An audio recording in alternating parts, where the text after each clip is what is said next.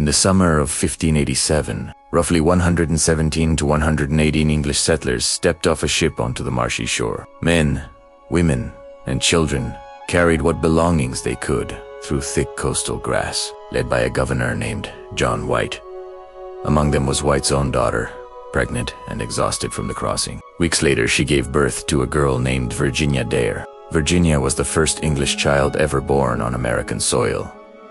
But this wasn't England's first attempt at Roanoke. An earlier English expedition had tried to settle the same island 2 years earlier, in 1585, and abandoned it within a year. White's group was supposed to avoid all of that. Their intended destination was the Chesapeake Bay, farther north. Instead, their ship's pilot put them ashore at Roanoke, in the same place the earlier attempt had already failed. The colonists soon asked White to return to England for supplies. After relations in the region had already been strained by the earlier settlement, he didn't expect war. War with Spain and the threat of the Spanish Armada disrupted English shipping, preventing White from returning when he planned.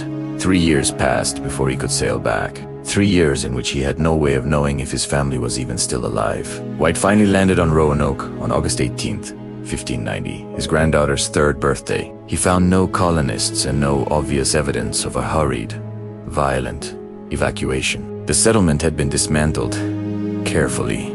What White found next became the entire mystery. He found crow carved on a tree near the Soundside shore. Carved into a post of the settlement's palisade, in tall capital letters, was a full word, CROATOAN.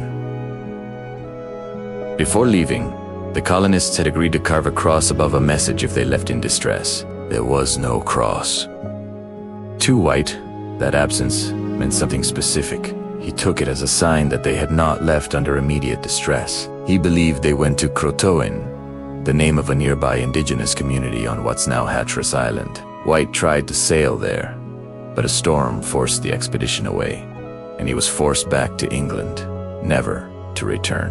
For over 400 years, people have called this America's oldest unsolved mystery, but it was never the vanishing act stories turned it into. Decades of excavation on Hatteras Island have found indigenous material, together with European objects and evidence of the findings are consistent with English people living alongside CROATOAN people, but they can't prove that every colonist went there. At inland sites near the Shuan River, researchers have found late 16th century English ceramics, evidence of contact far from CROATOAN territory. One other piece of the story deserves a warning. In the 1930s, a series of engraved stones surfaced claiming to be messages from Eleanor Dare.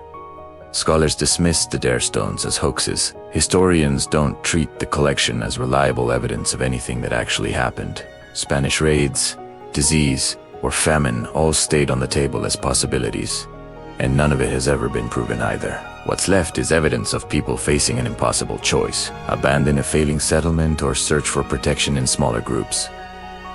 Virginia Dare's fate remains unknown. So does the fate of most of the colonists. The mystery endures because the clue was only the beginning. If a single carved word can keep a mystery alive for 400 years, that's worth a like. Which theory sounds more likely? Drop your answer below.